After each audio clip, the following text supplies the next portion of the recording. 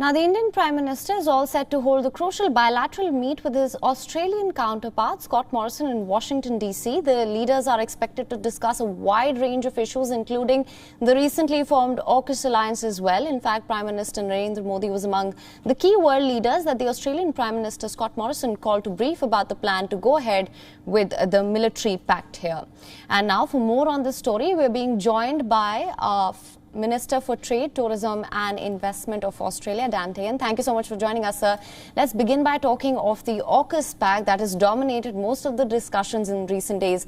Now, there have been concerns over the functioning of the Quad and how the AUKUS deal might impact Quad. What are your views on the same?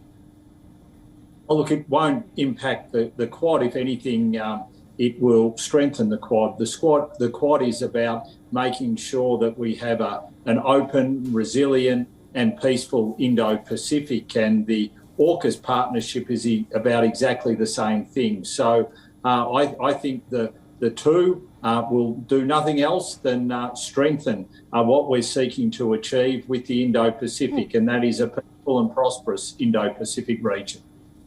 All right. Also, we know that the AUKUS deal has ruffled some feathers, especially with France and the cancellation of the conventional submarine deal with France.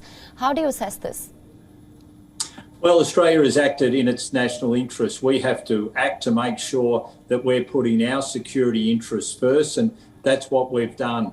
We've been able to get access to the technology which will enable us to have nuclear-powered submarines, and we've acted according to our national interests. Now, we understand that the French are disappointed with this decision, but we will continue to work with the French. We have a deep and abiding relationship with the French. Our soldiers fought shoulder to shoulder with each other in the First World War, and the relationship has been a very strong one ever since then. So we'll work through the disappointment that France has at the moment and make sure that our relationship and our partnership grows into the future.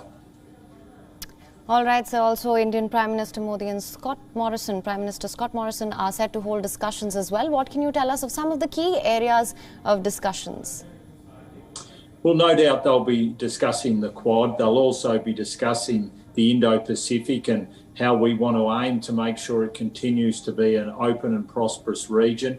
I'm sure they'll touch on the bilateral commercial relationship between Australia and India and how we can grow and enhance that. And that's something that I'll be seeking to do when I travel to India next week to meet with your Trade Minister, Piyush Goyal. We've got a very ambitious agenda for our economic partnership, and that's something that I want to see continue, and also I'm sure our two leaders will be discussing as well. There's also discussions around supply chain resilience, around critical minerals. All these areas I'm sure will be covered by our two Prime Ministers.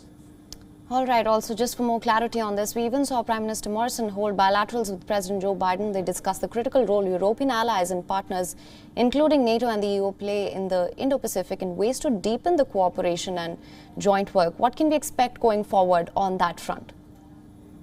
Oh, well, I think what we can expect is NATO and especially European Union member countries looking to play a greater role in the Indo-Pacific, particularly given the economic weight that the Indo-Pacific now holds. I think all countries are looking forward to increase their involvement, their participation in the Indo-Pacific. The European Union has just put in place an Indo-Pacific strategy. This is something that we strongly support, is the European Union engagement in the Indo-Pacific, just like we support the United States playing a very constructive role and furthering their engagement in the Indo-Pacific. All of this is welcome. The Indo-Pacific is where the largest proportion of global trade is occurring, and we want all countries participating in an open, in a peaceful and a prosperous Indo-Pacific region, because that benefits all countries in the region. All right, Mr. Dan Tehan, thank you so much for joining us with all the updates on that and your insight on it. WION is now available in your country. Download the app now. Get all the news on the move.